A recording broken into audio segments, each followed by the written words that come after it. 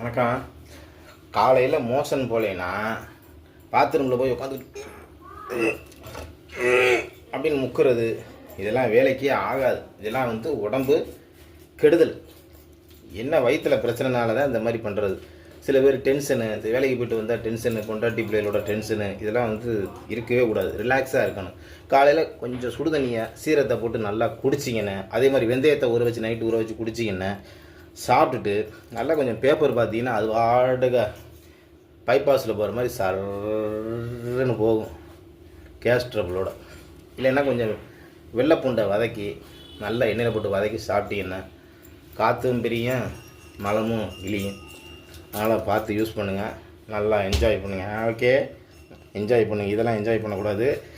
உடம்ப கொஞ்சமாக நைட்டு கொஞ்சமாக சாப்பிடுங்க. நைட்டெல்லாம் வெளுத்து கட்டிடாதீங்க. கொஞ்சமாக சாப்பிட்டு கொஞ்சமாக போங்க.